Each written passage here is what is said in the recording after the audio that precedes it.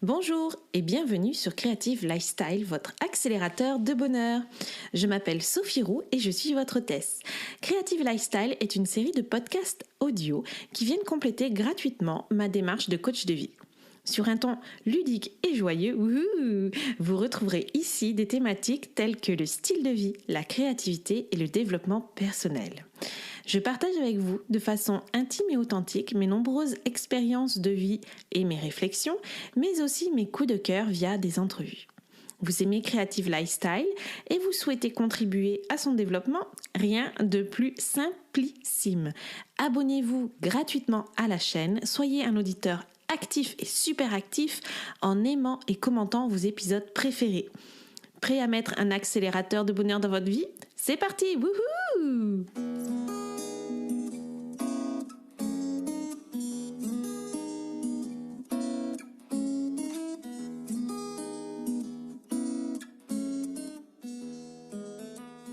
As-tu toi aussi envie de podcaster? Tu ne sais pas comment faire? Tu as peur de te lancer? Je te propose dès aujourd'hui de me rejoindre sur blogschool.fr pour 2 formations. Trouver sa voix au son des podcasts et podcaster comme une pro. Blogschool est l'école des blogueuses et entrepreneuses passionnées. En t'abonnant mensuellement, dès aujourd'hui au prix de 35 € au lieu de 49 €, tu accéderas à plus de 100 formations, dont la mienne. Yeah! N'attends plus et active mon code promo podcast, PODCAST, le tout en majuscule, entre le 1er et le 31 octobre 2018 pour t'enregistrer sur blogschool.fr pour toi aussi devenir une pro du web. Yeah! À très vite!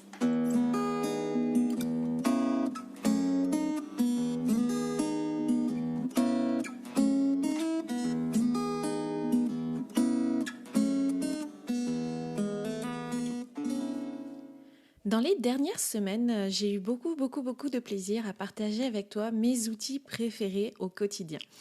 Comme tu le sais, j'étais dans une autre vie. J'aime bien dire que j'ai eu d'autres vies, là. C'est un peu comme un chat.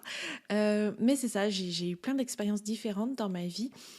Et beaucoup d'entre elles m'ont mené finalement à essayer de contrôler le temps. Il y a une des choses comment dire? Il y a quelque chose en nous qui nous fait perdre du temps. Et là, aujourd'hui, je vais te parler de procrastination. Alors ouais, la procrastination. Alors bon, certaines personnes peuvent dire procaféination, procrastination, plein de termes dérivés de la procrastination qui sont des jeux de mots avec des anglicismes et ce genre de choses-là. On en rigole, mais finalement, la procrastination, c'est une réelle perte de temps. Et je te l'ai déjà dit dans les épisodes précédents, le temps. Le temps, c'est vraiment ton allié, mais c'est toi qui es la maîtresse de ton temps ou le maître de ton temps. C'est un énorme pouvoir que celui de prendre le pouvoir sur son temps et d'en faire ce qu'on en veut. Le temps passé est passé. Okay, c'est quelque chose que tu ne pourras jamais rattraper, quelque chose qui est dans ton passé. De par la nature, on peut pas l'atteindre, on peut pas le toucher, tout comme le temps finalement. Mais le temps perdu, c'est du temps perdu. Et j'aime beaucoup utiliser une image toute simple pour expliquer ça. Par exemple, tu as un super souper à préparer. Et il te faut 3h30 pour le préparer. Ouais, il te faut 3h30, j'ai dit, c'est un super souper, là, genre souper de Noël, souper de Nouvel An, souper d'anniversaire. Voilà, il y a plein d'étapes et plein de marinades à faire, plein de belles choses qui vont finalement faire que le goût va se développer, que la cuisson va être parfaite et que tu vas avoir vachement de fun à manger ce repas et à partager un bon moment avec les personnes qui te tiennent à cœur. Et bien voilà, si au lieu de passer 3h30 dans ta cuisine à préparer ton super repas du feu de Dieu, tu décides de procrastiner. admettons, ok, tu sais que tes invités, ils arrivent à 19h, puis à 15h30, tu dis, oh, faudrait peut-être que je m'y mette. Oh non, je vais me faire un petit café d'abord. Ouais, je vais me faire un petit café. Bon, ouais, bon, c'est pas grave, les légumes, j'aurais qu'à les couper plus vite. Puis là, tu vas te faire un petit café, tu vas allumer en même temps ton Facebook, tu vas regarder qu'est-ce qui s'est passé dans la vie de tes amis. Oh, tiens, une vidéo de chat. Tiens, si je cliquais dessus la vidéo de chat. Je t'entends rire d'ici. Toi aussi, tu fais ça, hein, les vidéos de chat, c'est dur de se contrôler. Mais donc, c'est ça. Et puis finalement, tu vas commencer à regarder l'heure. Il est 5h, tes invités arrivent dans 2 heures. Puis là, on parle même plus de, de raccourcir certaines étapes, là. Ça sera pas prêt à temps. Parce que finalement, la marinade, s'il lui faut 2 heures de marinade à ta viande ou à ton poisson, admettons, là, ça y est, le temps est perdu, le temps est passé, puis tu peux plus le rattraper. Puis tu auras beau couper aussi vite que tu veux les légumes, le temps de... Les différents temps de cuisson, de marinade, etc., tout ça, tu viens de les perdre. Donc c'est ça, le temps perdu est perdu à jamais. On ne peut plus le retrouver, c'est derrière nous. Il nous reste que ce qui est maintenant et devant nous. Alors, dans cet épisode, je vais te donner une dizaine d'idées. 10 idées, franchement, super tip-top pour lutter contre la procrastination. C'est 10 choses que moi, je fais dans mon quotidien parce que le truc quand on travaille à la maison, qu'on s'occupe des enfants en même temps et puis qu'on doit préparer le souper, c'est que parfois on a tendance à pousser au lendemain, hein, et puis à dire plus tard, je vais pouvoir le faire, puis à traîner un peu, puis à procrastiner, à se faire un petit café, aller voir les vidéos de chat sur Facebook et YouTube. Et puis on se retrouve dernière minute, et puis on est stressé, et puis on n'a rien fait, et puis petit à petit, on va tomber dans une espèce de spirale descendante. Vous vous rappelez, je vous ai déjà parlé de l'échelle du bonheur et combien on peut vite se faire aspirer par une spirale descendante qui vous fait finalement tomber d'un état de bonheur à un état de dépression. Et c'est ça. J'ai perdu mon fil. Oui, c'est ça. Donc aujourd'hui, là, je vais vous parler de 10 façons de lutter contre la procrastination. Et je vais vous parler d'une femme qui a une vision bien à elle pour lutter contre la procrastination que je trouve très, très intéressante. Et j'essaye sa technique. En fait, j'essaye pas, j'utilise sa technique depuis cet été. Et aujourd'hui, on est en octobre, donc ça va faire à peu près 4 mois. Et je vois un réel changement dans mon comportement quotidien. Donc, je voulais vous parler de ça. Alors, la procrastination, c'est quoi? La procrastination, en fait, c'est une perte de temps. On se laisse porter par le fil du moment. Puis on se dit, puis on a le temps. Puis finalement, on sait qu'on a des choses à faire, mais on ne les fait pas. Vous vous rappelez, hein, je vous ai parlé, je pense, à l'épisode 28 des lois de Parkinson et le fait de remettre tout le temps au lendemain, le fait d'utiliser le temps dans son maximum d'espace qu'on lui accorde pour faire quelque chose, tout ça, c'est vraiment propice à la procrastination.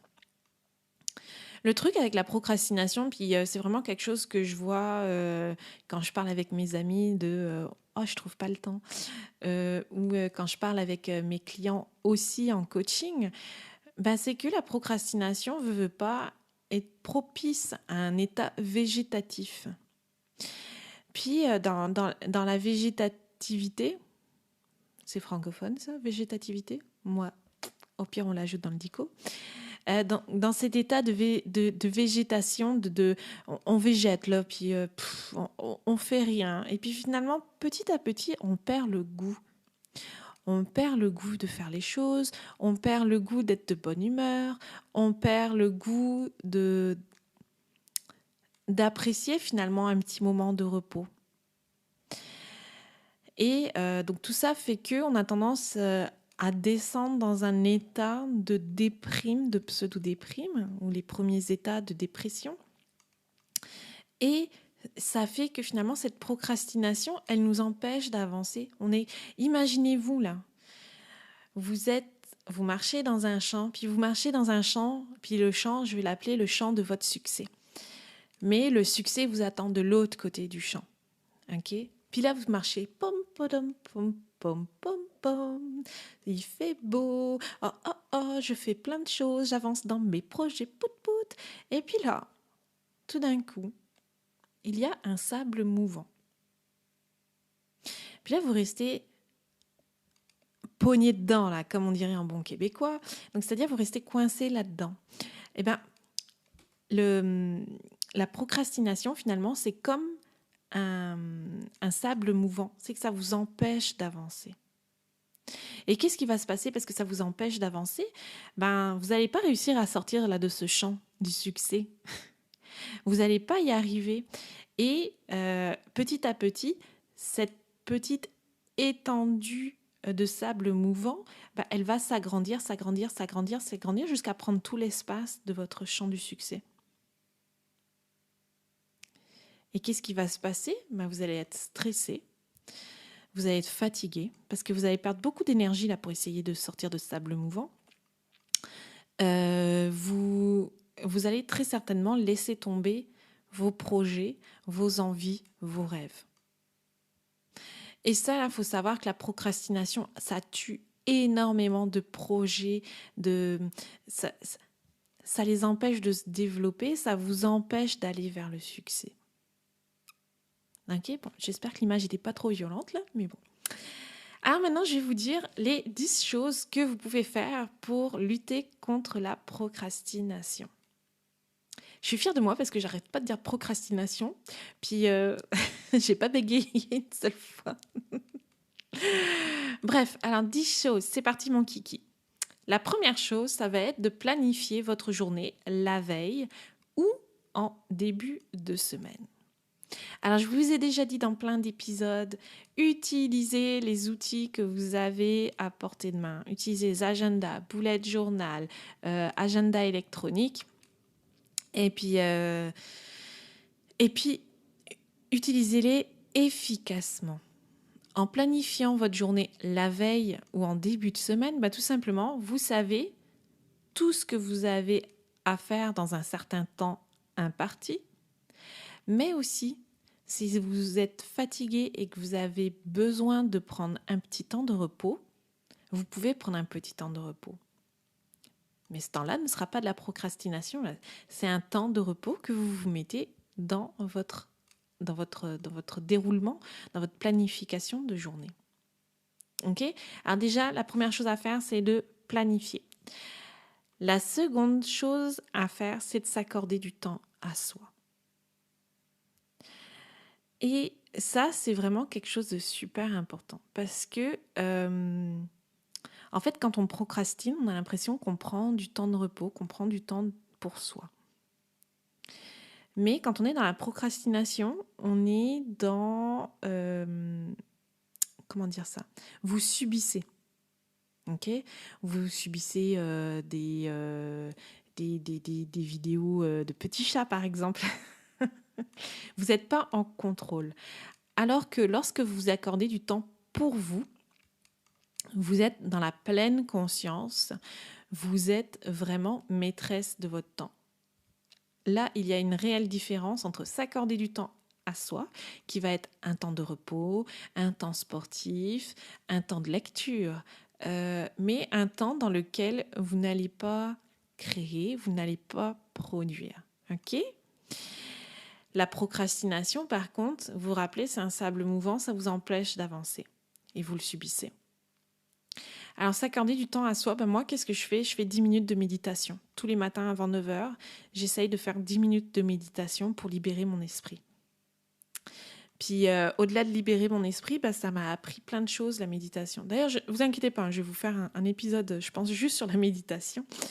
Mais ça m'a appris à libérer mon esprit, ça m'a appris à lâcher prise, ça m'a appris à être pleinement présente dans le moment présent. Et tout ça fait que je vois bien les journées où je prends le temps pour moi, je prends mon petit 10 minutes de méditation le matin, versus les journées où je ne le fais pas. Les journées où je les fais, je suis bien plus productive, je suis bien plus présente, je suis bien plus calme aussi. Donc c'est ça, donc on a dit en 1, planifier sa journée, en 2, s'accorder du temps à toi, du temps pour toi. En 3, liste tout ce qui est important à faire. Alors là, on va reparler un petit peu de certains épisodes, c'est-à-dire l'épisode Wonder Woman. Je vous propose, je vous explique la technique d'Eisenhower pour gérer ses priorités, mais aussi l'épisode sur la loi de Parkinson. Ces deux outils mis ensemble, c'est de la bombe. Parce que vous allez pouvoir lister tout ce qui est important à faire, vous allez pouvoir le planifier correctement dans votre journée. Et tout ça va faire que vous allez sentir que vous êtes en contrôle. Le fait d'être en contrôle, ça va vous permettre de passer à travers votre champ du succès. Vous allez voir là, c'est une image que je vais utiliser tout du long de cet épisode-là. Donc c'est ça, vous allez pouvoir passer à travers le champ et aller vers votre succès. Si vous ne listez pas ce qui est important à faire, vous allez subir. Et pour moi, je trouve qu'il n'y a rien de pire que de subir. Parce que vous allez tout d'un coup vous rendre compte que j'ai complètement oublié cette étape-là. Et là, moment de panique. Tan, tan, tan. Ouais, ça vous est déjà arrivé. Moi, ça m'est arrivé. Ça m'arrive encore parfois. Mais c'est ça. On oublie des étapes. On oublie ce qui est important à faire. Puis on se retrouve à la fin de la journée, au milieu de la journée, en se disant mercredi, j'avais ça à faire. C'est pas possible. J'ai complètement oublié. Et là, quand on est dans cet état de panique-là, on n'est pas capable de raisonner correctement comme on raisonnerait autrement. Vous allez paniquer.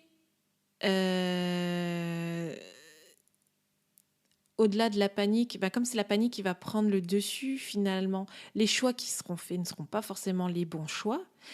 Et puis, petit à petit, là, vous vous rappelez la loi de Parkinson qui dit que finalement, la loi du retard fait que on repousse toujours les choses à la dernière minute. Vous allez repousser ça à la dernière minute. Mais en repoussant ça à la dernière minute, puisqu'elle n'a pas été listée ni planifiée, en le repoussant à la dernière minute, vous allez vous traîner du stress avec vous. Ok ?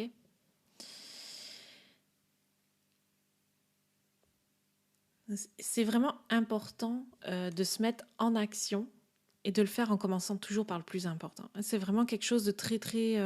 en prendre conscience et l'appliquer tous les jours, c'est vraiment une discipline, mais vous allez voir qu'en le faisant, vous allez vous sentir beaucoup mieux. Puis là, vous ne me voyez pas, là, mais j'ai mis ma main sur mon cœur parce que c'est ça, on sent vraiment mieux en dedans, on sent plus en paix avec soi-même. Le fait d'être plus en paix avec soi-même, on va avoir moins envie de repousser jusqu'à la dernière minute et on va avoir moins envie de procrastiner. Parce qu'on sait qu'on a un objectif puis qu'on va l'atteindre. Le fait de savoir qu'on va l'atteindre d'ici la fin de la journée ou la fin de la semaine ou la fin du mois, on va se mettre à 4000% dedans. Mon 4e point, et ça c'est quelque chose d'ultra important, là, puis vous allez devoir vous faire violence pour ça. Alors mon 4e point, c'est quelque chose de vraiment super important et qui, je pense, va stresser plus d'un auditeur. C'est de ne pas viser la perfection.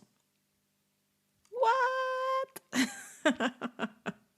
Ouais, je sais, là, c'est comme explosion atomique Hiroshima dans ta tête. Mais non, ne pas viser la perfection. Pourquoi il ne faut pas que tu vises la perfection?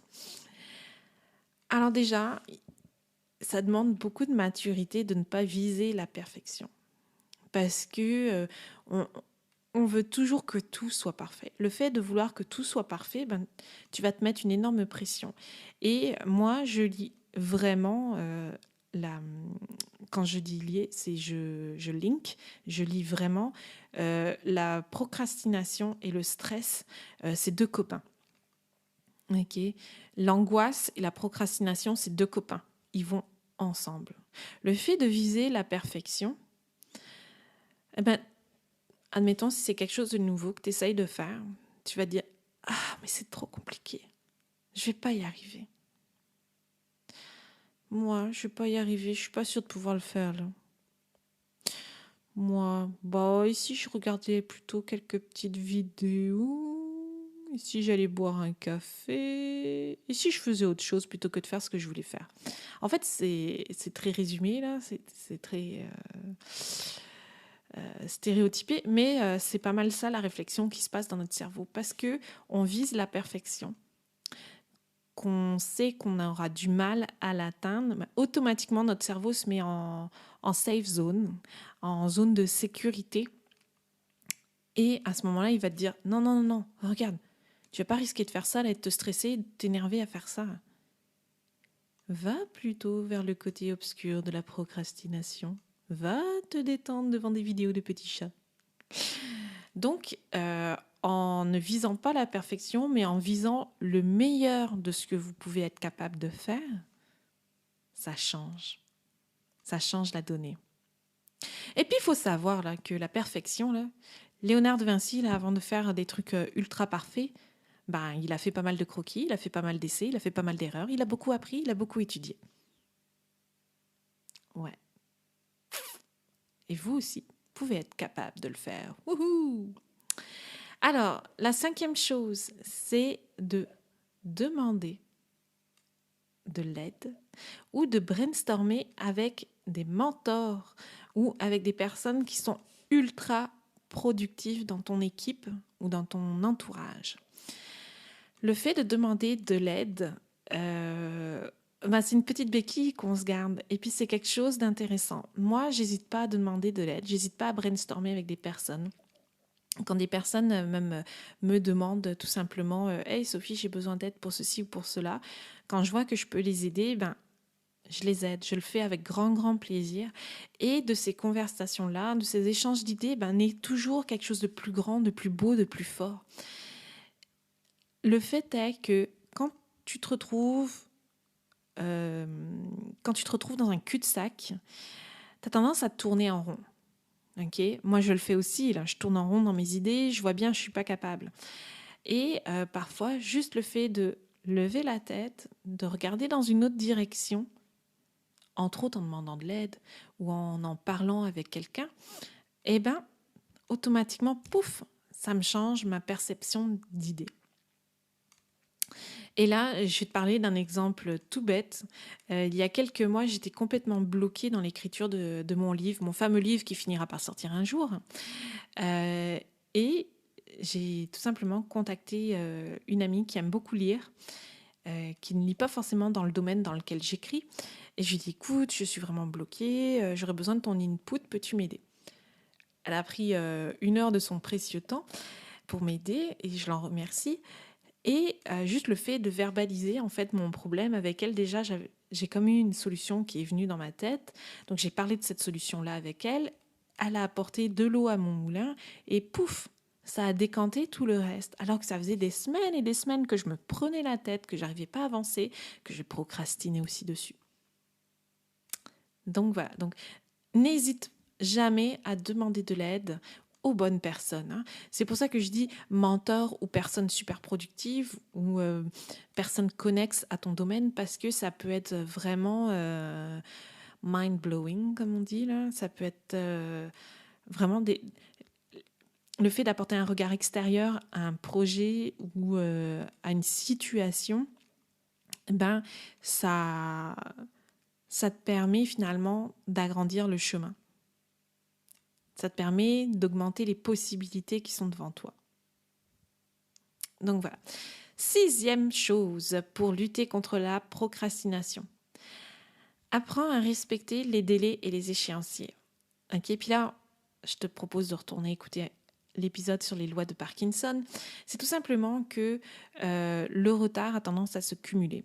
Le fait de cumuler du retard cause du stress. Et puis là, ça y est, on rentre dans la spirale de la procrastination, dans la spirale de la dépression aussi.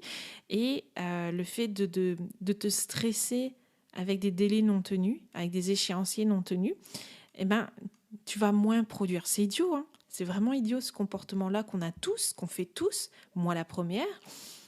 Et puis en plus de ça, tu vas te traîner une espèce de boulet. Le fait de traîner ce boulet va te bouffer ton énergie. Okay. Donc, apprends à respecter les délais et les échéanciers. Quand on te propose des délais et des échéanciers qui ne te conviennent pas, dis-le. C'est important. Parce que quand on se fait imposer des délais et des échéanciers et qu'on sait qu'on ne peut pas le tenir, c'est encore pire comme pression. Ok ? Maintenant, si c'est toi qui te mets tes propres délais et tes propres échéanciers, si tu n'arrives pas à les respecter, demande-toi pourquoi. Pourquoi est-ce que tu n'as pas réussi à les respecter ? Est-ce que c'est parce que tu as été ultra optimiste et tu t'es dit « ouais, je vais faire ça en 10 minutes » et qu'en fait, il te le faut 2 heures ?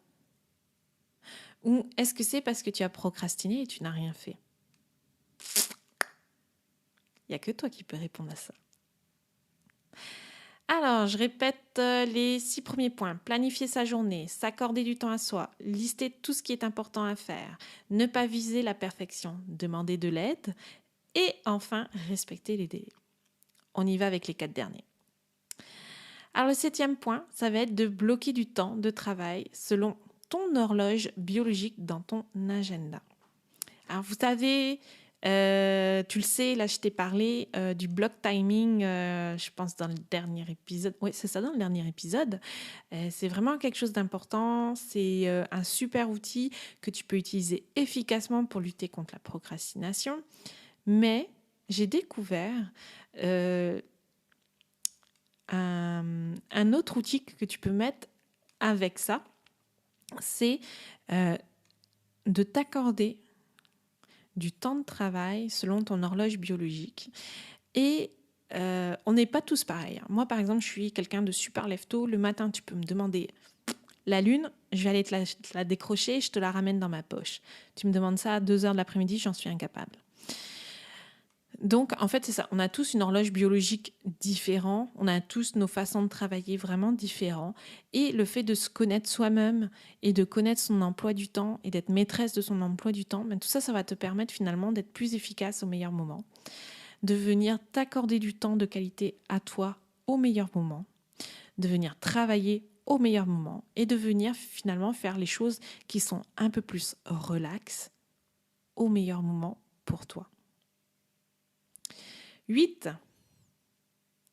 Ne démoralise jamais. Okay, le fait de démoraliser, là, c'est un sentiment négatif. On sait que ces sentiments négatifs-là viennent t'apporter de la procrastination, l'envie de ne rien faire. Donc, ne démoralise pas. Tu es capable, tu peux le faire. Tu peux utiliser les affirmations. Donc les affirmations, je te répète juste ce que c'est des petites phrases positives, personnelles, à grand impact que tu peux utiliser et te répéter tout au long de la journée. Si tu te sens un peu poète-poète, bof-bof en ce moment par exemple, tu peux tout simplement te dire j'arrive à accomplir tout ce que j'ai à accomplir dans ma journée, j'arrive à ne pas procrastiner. Et c'est des petites phrases que tu peux te répéter comme ça tout au long de la journée pour remonter un petit peu ton niveau d'énergie, pour remonter un petit peu ton boost en interne. C'est pareil, hein, les affirmations aussi, ça fait plusieurs fois que je le dis, mais je vais vraiment faire un épisode, peut-être une série d'épisodes là-dessus, sur ce point-là. Mais donc c'est ça. 9e point. Pas de multitâche. Ok, ça c'est quelque chose que tu as retrouvé dans tous les derniers épisodes. Je le dis tout le temps, on peut faire beaucoup de choses, mais pas beaucoup de choses en même temps. Ok ? Là où va notre focus, notre énergie va, notre succès va. Si ton focus est diffus par du multitasking, tu auras peut-être l'impression de faire beaucoup de choses, mais ça ne sera qu'une illusion parce qu'en fait, tu ne fais pas réellement beaucoup de choses. Mais c'est surtout que ton énergie est dispersée et automatiquement, comme ton énergie est dispersée, ça va être plus difficile pour toi de te planifier correctement, ça va être plus difficile pour toi de te lister et ça va être plus facile pour toi de tomber dans la spirale de la procrastination. Il faut savoir dire non aux multitâches.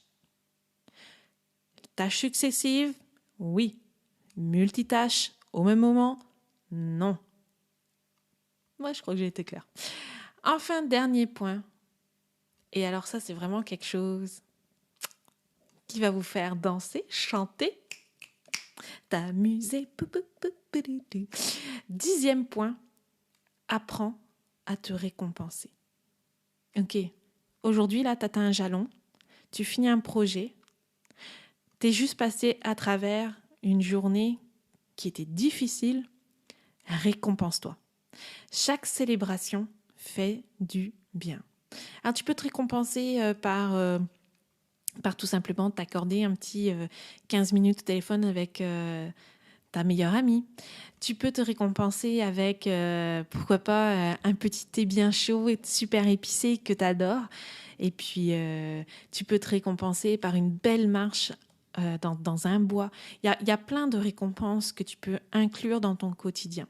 Et pour moi, c'est vraiment quelque chose de super, super méga important. Moi, vous savez quoi? À chaque fois que je finis d'enregistrer un épisode, qu'il est fini, qu'il est enregistré, édité, mis en ligne, que les vidéos sur YouTube sont mises en ligne, que mes posts dans les médias sociaux sont préparés, je me fais un petit air high five en interne, je fais une petite danse de la joie, je me récompense.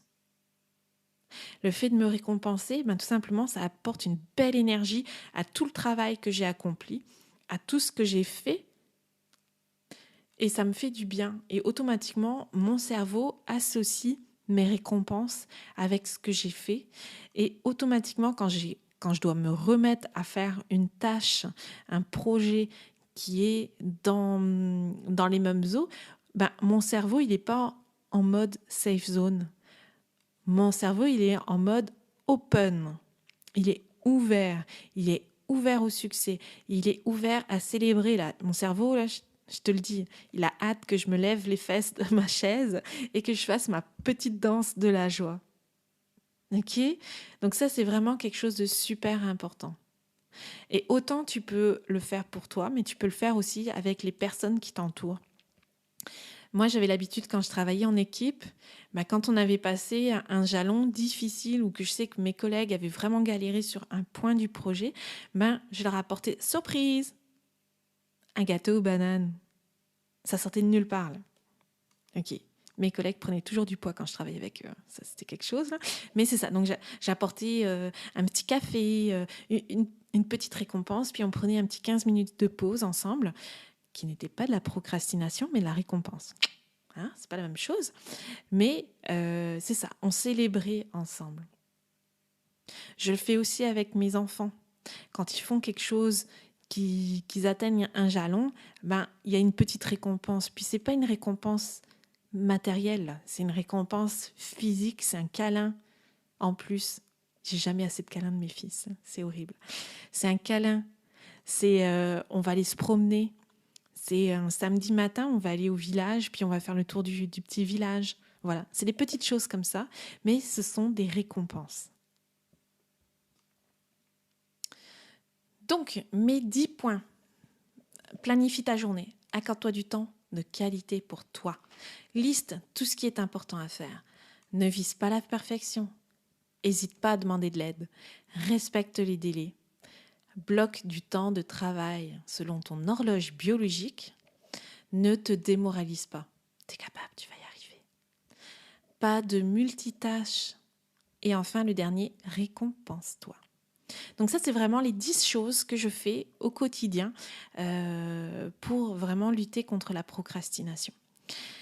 Enfin, il y a une dernière chose dont j'aimerais te parler. Ouais, l'épisode va être un peu long aujourd'hui. Désolée. Mais je voulais te parler d'une Américaine qui s'appelle Mel Robbins. Alors, Mel Robbins, je te mettrai tous les liens pour venir la trouver je te mettrai tous les liens dans l'article associé à cet épisode sur sophieroux.com. Mais donc, voilà, aparté fini. Mel Robbins c'est une femme d'une quarantaine d'années. Puis, il y a quelques années, sa vie partait en vrille. Quelque chose de terrible parce qu'elle procrastinait. Elle était devenue, elle le dit elle-même, maîtresse de la procrastination. Sa procrastination était en train de tuer sa vie, entre autres choses.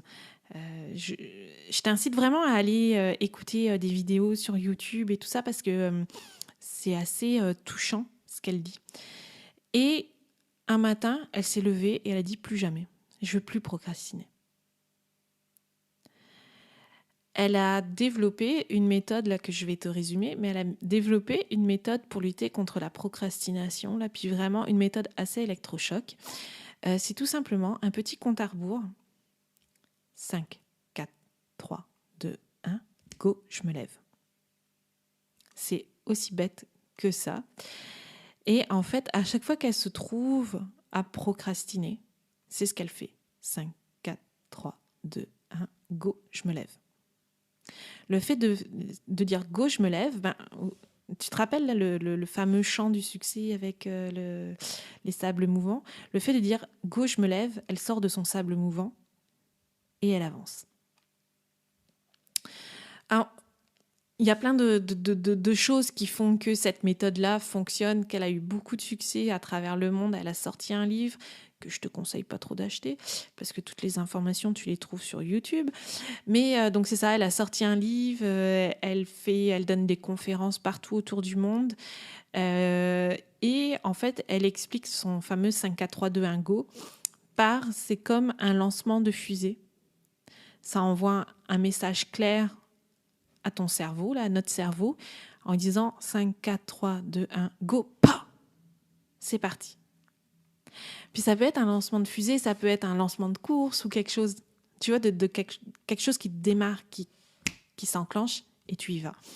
Et moi, je dois dire là que cet été, au début de l'été, j'ai eu une espèce de grosse période de vide intérieur, là, de questionnement, tout ça. Et j'ai utilisé cette méthode-là pour me sortir de la procrastination parce que j'étais rentrée dans une espèce de spirale procrastinateuse bien importante. Et vraiment, faire le 5, 4, 3, 2, 1, go, ça m'a permis d'accomplir plein de choses. Et maintenant, chaque jour, quand je me retrouve à procrastiner, à faire quelque chose comme là, tantôt, j'étais avec mon conjoint assis sur le canapé, je lui dis « Oh, faut que j'aille enregistrer quelques épisodes. » Puis ça me tentait pas, parce que j'étais bien sur le canapé avec mon conjoint. Et je me suis dit « Ok, non, j'ai pas laissé passer tout mon après-midi de calme comme ça à larver sur le canapé. Pas trop mon genre. » Donc 5, 4, 3, 2, 1, go. C'est aussi bête que ça, mais je me suis levée. Mon conjoint a fait le sursaut. Je me suis levée, j'ai ramassé nos tasses de café, je les ai lavées, et puis je suis montée et je me suis enfermée ici. Et ça fait presque 40 minutes que je t'enregistre cet épisode. Mais donc l'idée, en fait, c'est ça, c'est vraiment de passer à l'action, la mise à l'action fait tout simplement qu'on sort de la bulle de procrastination. Donc en passant à l'action, tu sors de ton sable mouvant, tu remets le pied sur un sol stable et tu peux avancer.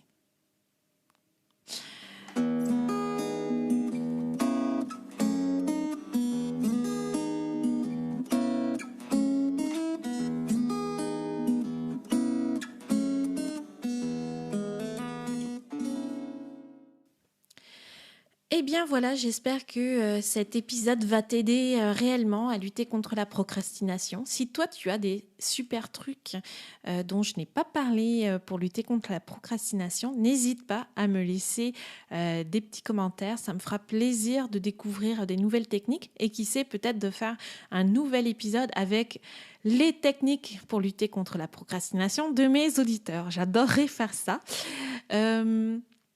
Donc, si cet épisode, tu l'as plu, tu l'as aimé, n'hésite pas à le partager dans ton entourage parce que je suis sûre qu'il peut faire plein de bien autour de toi.